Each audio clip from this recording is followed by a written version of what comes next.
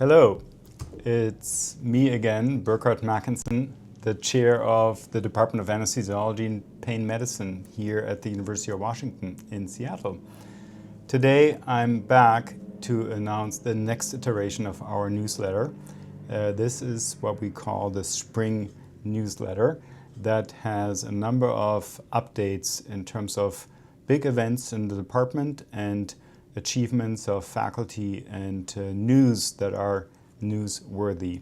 Let me start briefly by sharing a few aspects of our residence experience. First of all, I have a big list of research papers and quality improvement abstracts and case reports that our team in the research section of the department has reviewed, and we got them from 23 of our own trainees. That's a quarter, essentially, of our residency, which is a huge, more than double increase from prior years, meaning our residents have shown great interest to submit some work to participate in this year's Western Anesthesia Residents Research Conference, which is to be held at UC Davis. I wish I could support all of them to travel and go to UC Davis, but we've made a great selection and we're actually supporting more residents thanks to some of you, our donors, with some of the discretionary accounts that we have. We are in a position to support more residents this year than last year, which is great. Also, from a residence point of view, I think there were two highlights that I should mention. One is that we are now really in the works with exposure to our virtual reality platform.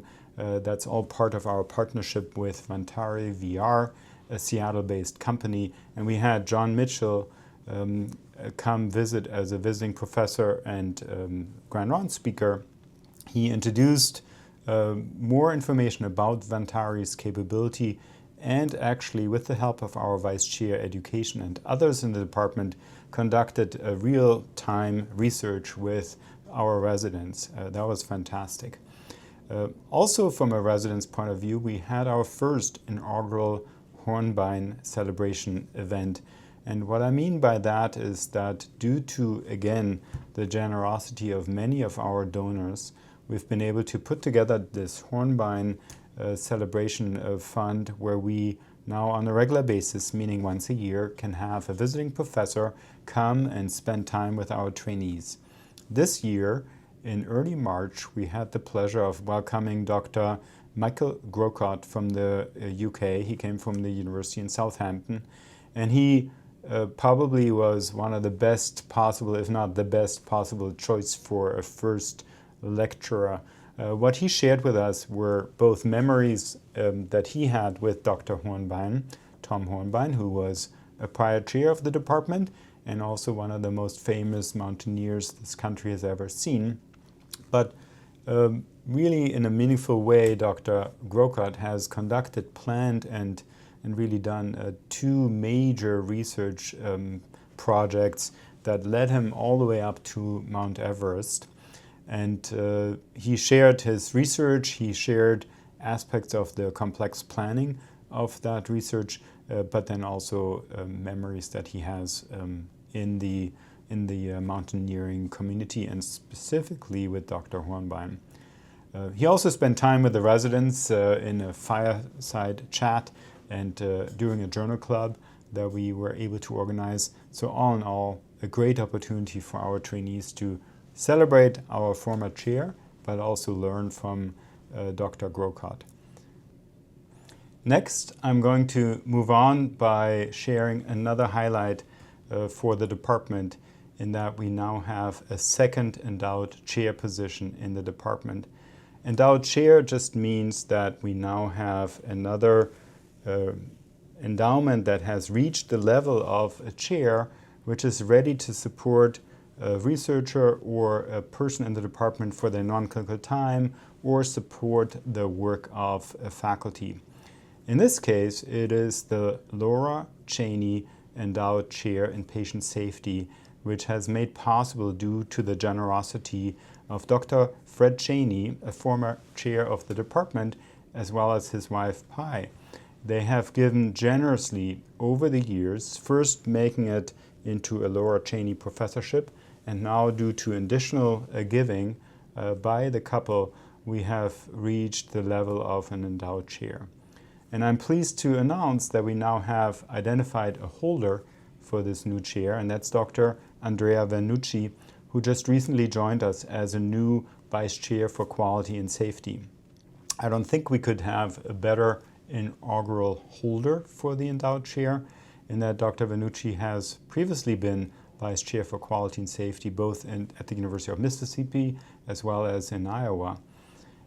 He comes with a wealth of experience and knowledge, and I'm really looking forward to working with Dr. Vannucci.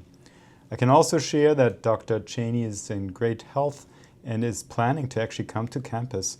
So I will meet him in person in the month to come, and he'll also get to know Dr. Vannucci personally. The last bigger item I want to share is that also in March, we had the opportunity as a department to host the AUA meeting.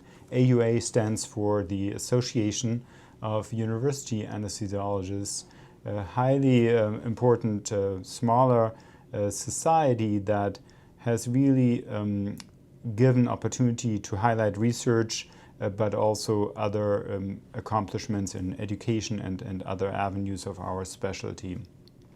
As a host, we're able to enrich the program with a host program, and we were fortunate enough to kick it off on Friday afternoon with a lecture by a university professor up in the Department of Chemistry who happens to be a former Nobel laureate, and that's Dr. David Baker, who received the Nobel Prize in 2024.